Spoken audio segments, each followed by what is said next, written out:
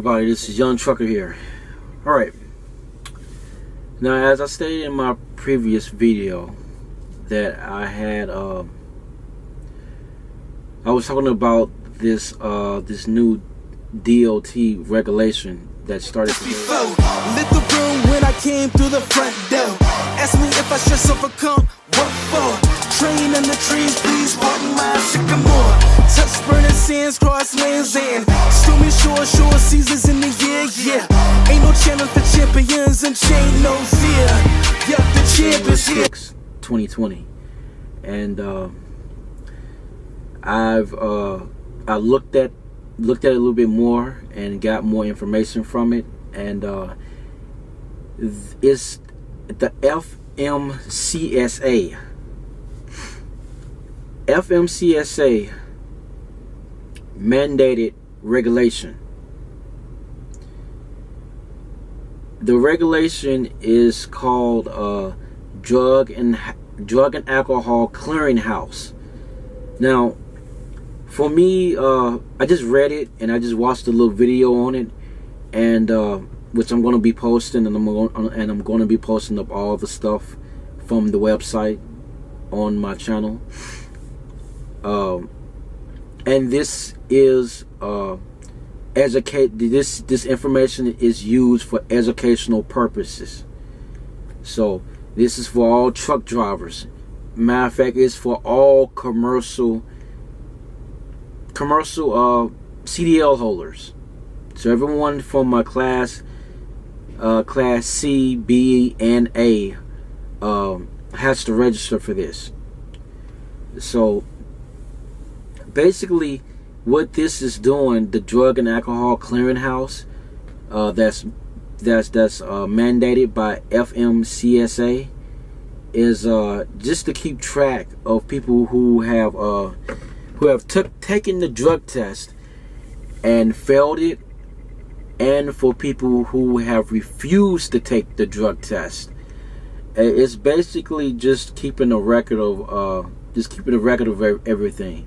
Of people, like I said, people failing their drug and alcohol tests, and people who refuse to take the drug and alcohol tests.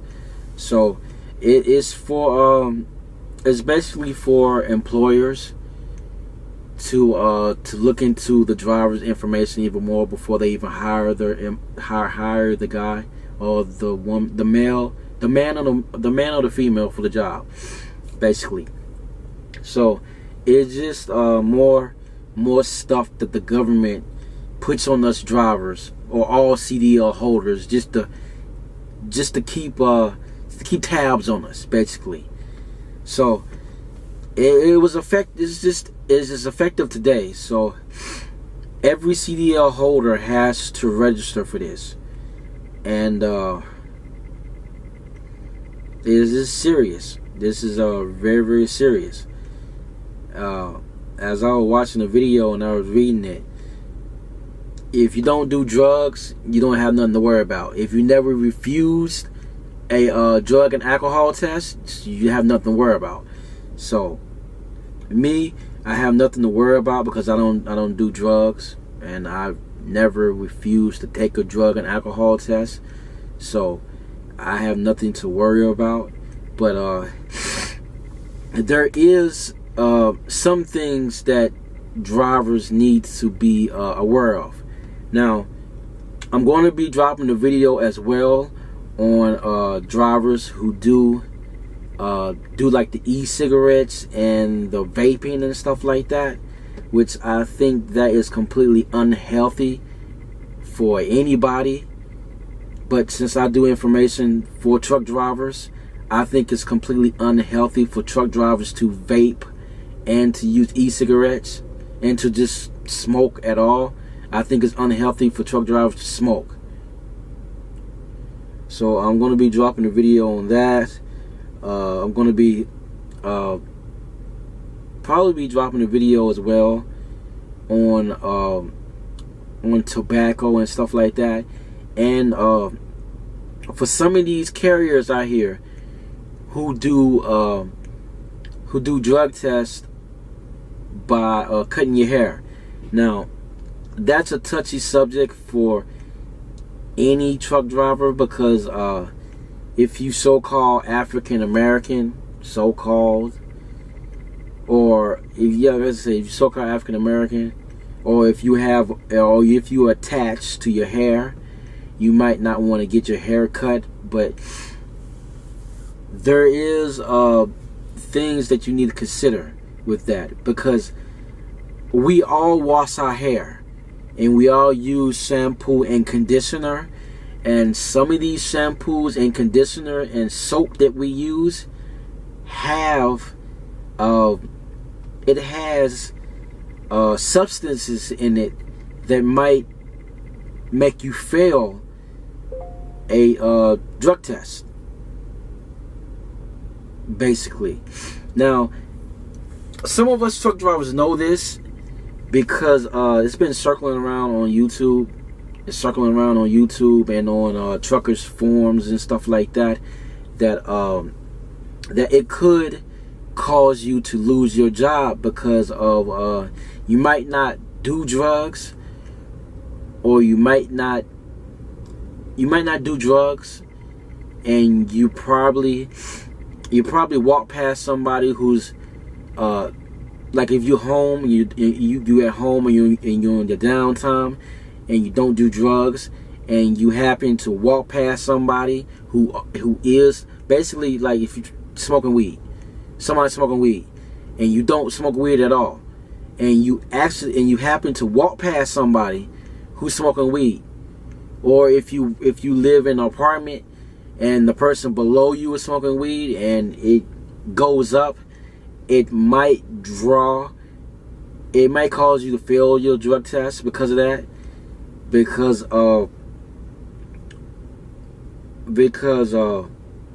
smoke rises. So if you're in an apartment, or if you just walk past somebody who's smoking weed, then you might have a chance to inhale that, even though you don't do drugs at all.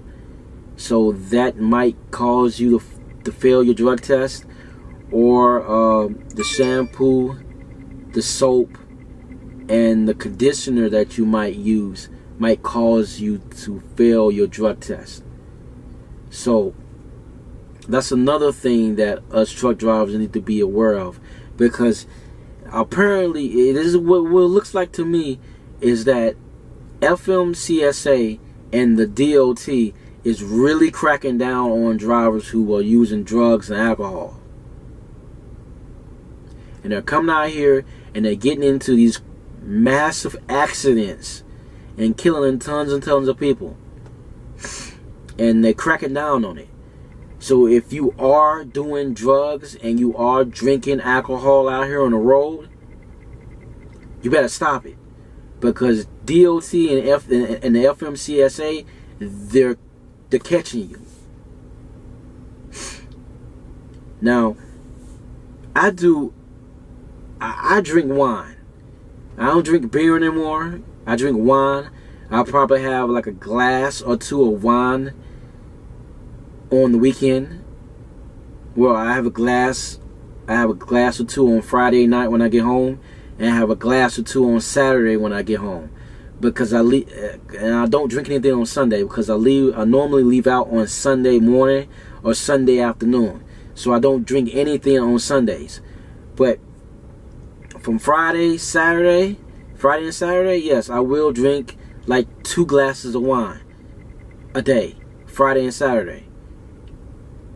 And then Sunday I'm all sobered up. Or Saturday night to Sunday I'm all sobered up. But they are cracking down on this stuff, guys and girls. Well, ladies and gents, they're cracking down on this. And I don't want to be the one that have to say I told you so, but if you are smoking, which you should not be smoking weed, which you should not be doing at all, or if you are out here drinking beer, which we all see these truck stops now selling beer.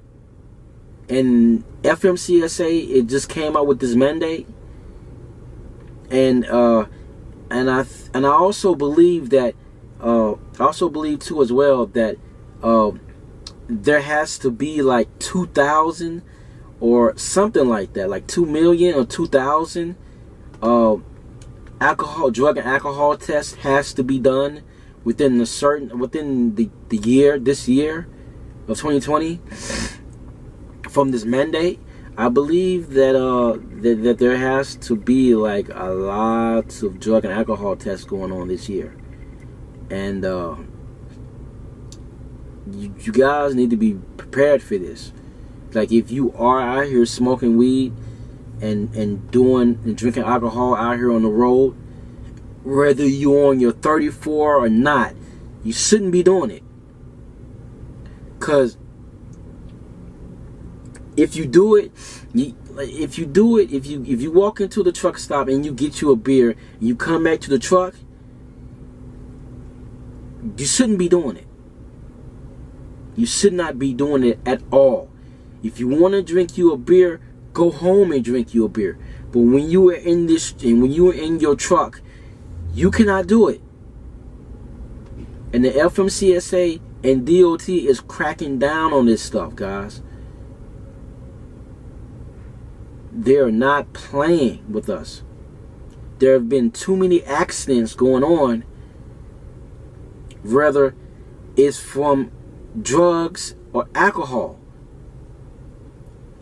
And another thing too,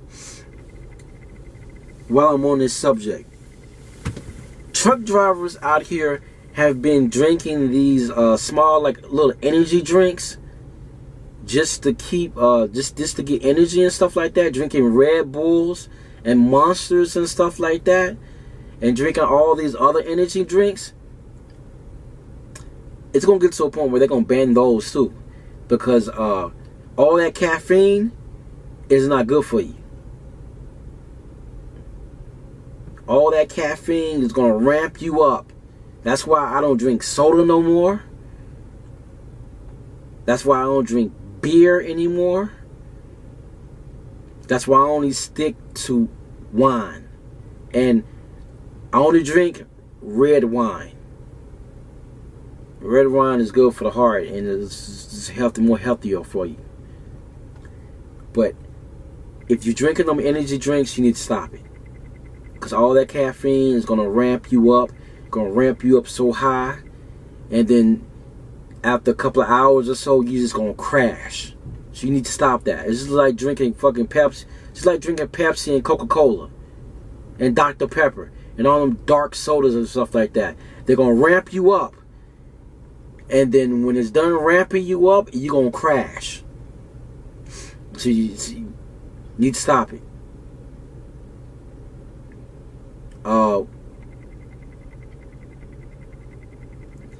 Like there's more ways to there's easier and simpler ways to get energy.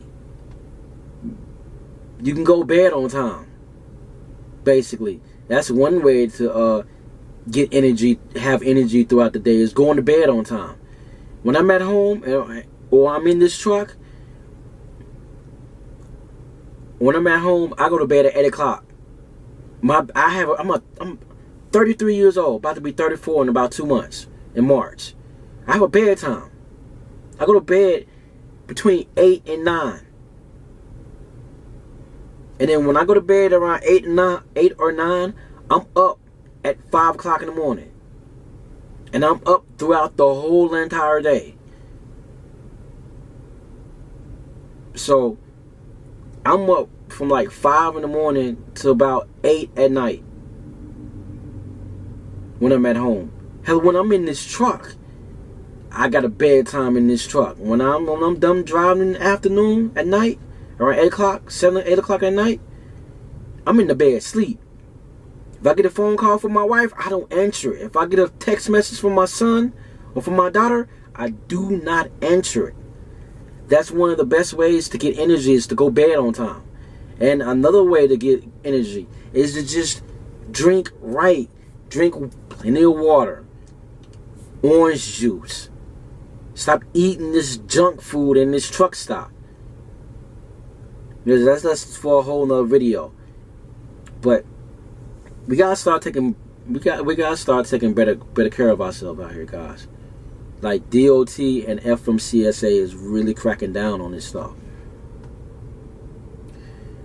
Now, it's Young Trucker signing out. You guys hit the like and subscribe button and leave me a comment, because this is some information that this is some really good information that we all need to know and we all need to be aware of. And all I gotta say is stay safe and stay tuned. There's gonna be some good videos coming up. And peace. Switch gears, we keeping hitters in the rear. At the blood, sweat, and tears, and my goal so near. I see my victory so clear.